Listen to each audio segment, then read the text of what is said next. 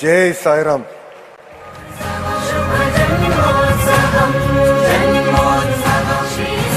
Thank you, sir, for your heart-touching words. We now invite the Honorable Deputy Chief Minister of Andhra Pradesh, Shri Pawan Kalyan Garu, to the dais.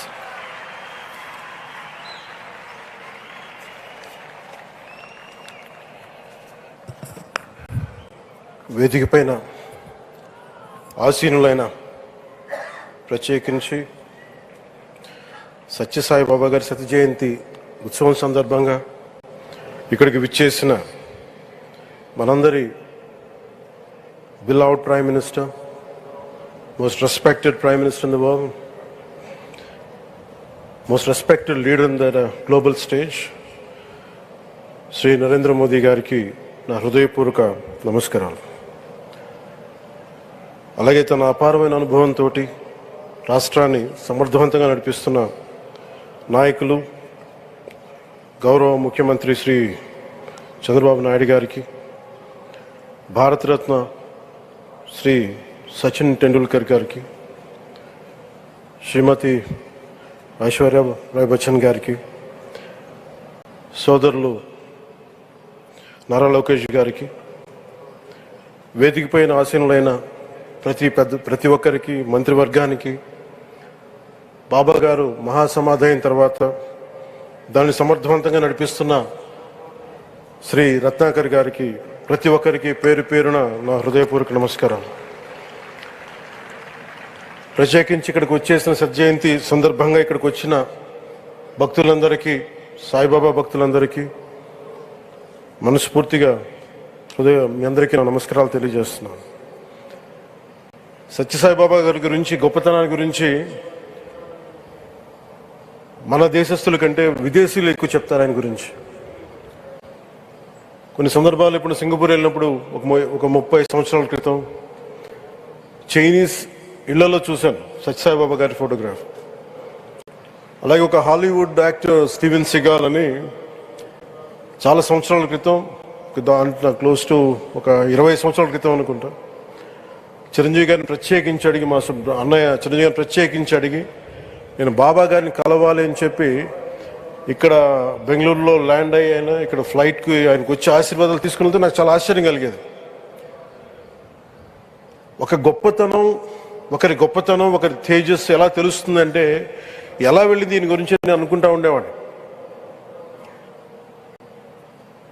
బాబా గారిది వెలిసింది భారతదేశంలో అత్యంత వెనుకబడ్డ జిల్లా అనంతపురం, రాయలసీమలోని అనంతపురం జిల్లా. ఆయన పుట్టుక కూడా అత్యంత వెనుకబడ్డ జిల్లా, నీటికి కూడా కొరత ఉండే జిల్లా, వలసలు వెళ్ళిపోయే జిల్లా. అలాంటి జిల్లాని ఎంచుకున్నారు ఆయన జన్మకు కూడా. అందుకని అలాంటి జన్మ తీసుకున్నాడంటే మహానుభావులే తీసుకోగలరు. ఒక 40 సంవత్సరాల క్రితం ఎవరైనా ఊహించుకోగలమా? దేశ విదేశాల నుంచి చాలామంది భక్తులు, విదేశీయులు అందరూ వచ్చి దీని అభివృద్ధికి పాటుపడతారని. సో ఒక ఆధ్యాత్మిక తేజస్సు, విశ్వ ప్రేమ ఉన్న వ్యక్తుల వల్లే ఇది సాధ్యం. అలాంటి వ్యక్తుల కోసం ప్రత్యేకించి గౌరవ ప్రధానమంత్రి నరేంద్ర మోదీ గారికి ఇష్టమైనది ప్రజలందరికీ కనీసం ఒక 50 లీటర్ల నీళ్లు ఇవ్వాలి, అది రక్షిత మంచినీరు ఇవ్వాలి. అలాంటి పథకం, ఒక 50 లీటర్ల నీళ్లు కనీసం ఇవ్వాలి అనేది ఒక వ్యక్తికి ఆ సంకల్పం నరేంద్ర మోదీ గారు దీన్ని ముందుకు తీసుకొచ్చారు. ఒక ప్రభుత్వ పరంగా దీన్ని ప్రధానమంత్రి గారు తీసుకొస్తే, ఒక ఆధ్యాత్మిక గురువుగా ఏ ప్రభుత్వం ఆలోచించినప్పుడు, ప్రభుత్వాలే దీని గురించి సగటు వ్యక్తికి నీరు ఎలా అందించాలనుకున్నప్పుడు దాన్ని ఆలోచించింది సత్యసాయిబాబా గారు ఆలోచించారు. అప్పుడు ముఖ్యమంత్రిగా చంద్రబాబు గారు ఉన్నప్పుడు వారికి ఒకటే చెప్పారండి, నేను ప్రజలకి దాహం తీర్చాలనుకుంటున్నాను.